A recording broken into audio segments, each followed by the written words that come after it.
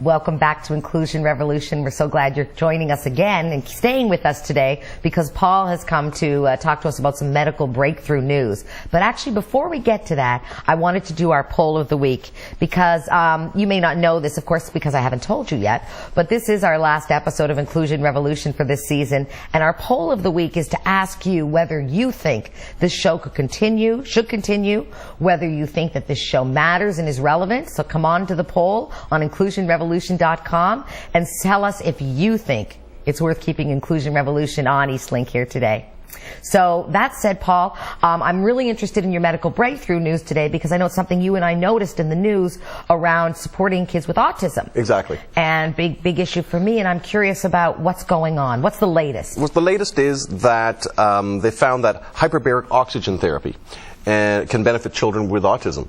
And hyperbaric oxygen therapy is basically experiencing a short amount of time, maybe an hour a week. So what they're recommending is 40 times an hour a week that you have pressurized air within a small chamber at approximately 24% oxygen. So you're getting a slightly raised amount of oxygen, slightly pressurized, no more pressurization than really the cabin of an airplane, let's say. That's the comparative pressure. So this isn't like the scuba divers who get the bends and have to go into some pressure chamber that takes them down 60 feet. No. I had that happen. So you don't want that. So tell me, so the difference is that this is a very sort of like going into a plane pressure, not going into like going down 60 feet pressure. So they go into the pressure, kind of a pressurized environment, kind of like that of similar of a plane, and they increase the level of oxygen to 24% from the control group, which was around 21%. And what they did is a pressurized room temperature and put 21% oxygen, and they pressurized oxygen and increased it to 24%,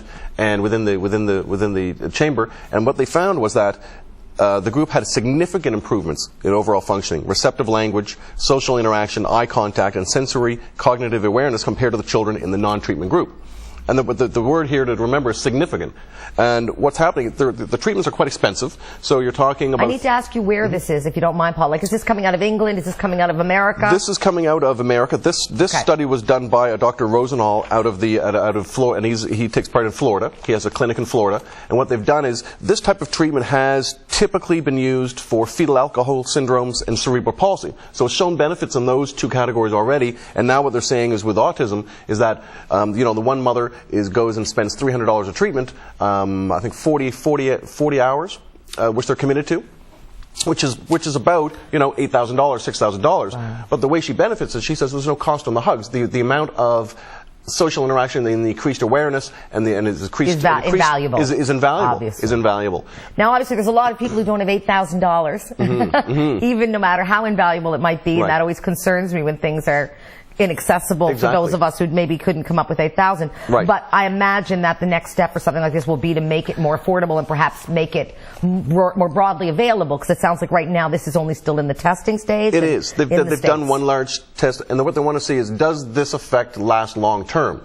We're getting very short term results. Can it be replicated, number one, which they believe it can, and what are the long term? Will these effects be continued? Say, for example, will the individual become almost immune to with the oxygen therapy? Will they have to keep increasing the amount of oxygen to get the same benefits? They're still working all of this out, so we're still in the early stages. Right. So for people that are interested in finding out more about this research, I'd certainly recommend they go to our inclusionrevolution.com website, which will have the long version of the article, and also you can then resource the hospital and the doctor that you mentioned and all of that. So I guess what I'm hearing is that there's the opportunity to improve. We're not talking about curing. We're not curing here. No. We're improving quality of life. Exactly. And this seems to be one of those therapies that really has the capacity to make a difference in the life of families with children with autism, because we all know how much it affects not just the individual but the family as well. And it seems to be quite a study, quite a well-respected study in the way it's been done. The medical community is really respecting the way that it's been done, the blind controls they've had,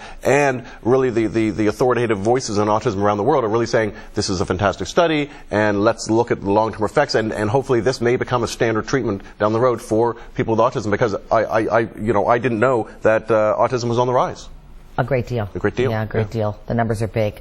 And I guess, so what I'm hearing is that it's accepted by the medical community pretty broadly, which is something that's unusual, because I know there's always a lot of fighting when tests come out about the testing and how they did it. So you're just saying this particular test has really received great support from all across the medical community, which will probably allow it to move a little bit quicker, which is what we want to hear. So that's pretty exciting news.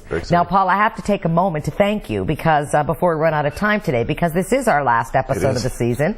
And I remember the very first episode, a few more beads of sweat on your forehead than there are now. We really came here to make a difference, to create the inclusion revolution, to begin it right here on Eastlink and begin it in our community, where nearly 1 in 4 Nova Scotians do self-identify as living with disability.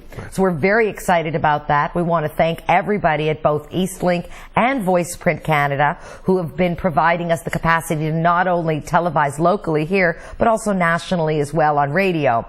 I want to thank all of our listeners for this season for joining us. Check out inclusionrevolution.com. We'll never stop updating that, even if we're already into repeating this show.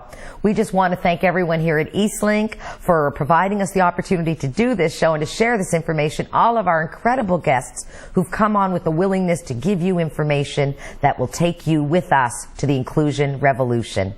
For myself, for Paul, for the whole team here, I want to thank you all for joining us at the Inclusion Revolution. We look forward to seeing you again real soon. Take care.